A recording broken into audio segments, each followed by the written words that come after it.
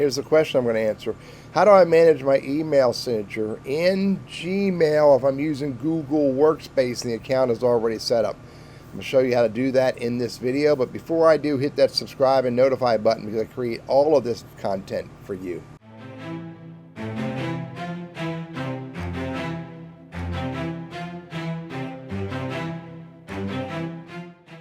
Okay, so we go to settings right here, this bracket, go to see all settings.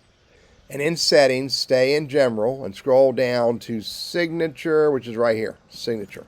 And this is going to be appended at the end of all outgoing messages based on your settings. All right. So you can see I have one right here for NC Wiseman, and I have a signature for TL Burris, which is my primary one. If I want to create a new one, I just hit create new, and let's call this some personal and do create. And let's fill it out. So I'm going to say when I sign, I want to sign it Teddy. They know who I am. I'm going to put my phone number, and I'm going to put my email address, and that's all I need for personal. And if I want to, I can make that bold. If I want to, I can make this also bigger text. Whatever I want to do here, I can change all the font if I want to and make it Georgia. Whatever I want to do with formatting, I can put a picture if I want to pick a picture. I can make this a hyperlink if I want to my LinkedIn profile. And hit OK. Let's go to my LinkedIn profile. Whatever I want to do, I can make that a hyperlink if I want to. And I can, so by default, it's going to know it's an email address. It's going to make it an email address. And I can, again, whatever I want to do for formatting. And then once I'm done creating a new one, then I make a decision. So down below here, signature defaults, I can decide for each of the email addresses that I can send email out by. I can make a decision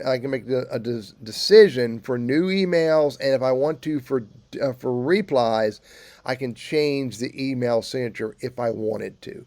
So you go to each one of these and you make a decision which email signature you want to use in whatever scenario for each of these accounts.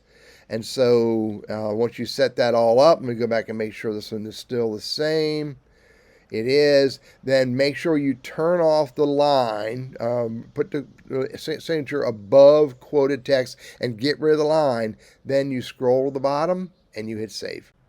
Now you can see when I go create a new email address or new email message for Burris Consulting, it uses that one. And if I go do it for NC Wiseman, it uses this version. So I primarily have two different versions, NC Wiseman and TL Burris at teddyburris.com. Let's see what that one does. That one uses the business one, and this one should use the business one, which is exactly the same. Again, to summarize, it's this easy. Go to Sprocket, go to Settings, on General, scroll down, set up your email signatures, set up how you want to use them, and once you've set them up, you always have to remember to hit Save at the end. And this is a little bit of a snafu. This is leading me to believe that for TL Burris at teddyburris.com, I did not select anything, but this is letting me start again. I know for a fact I've selected business on both of these and hit Save. But again, it's a little weird when you come back into all settings and you scroll down. It acts as if you haven't set up any, but I know I did. I'm Teddy Burris, your Google Workspace and Gmail strategist, trainer, and coach, and I hope this is helpful for you.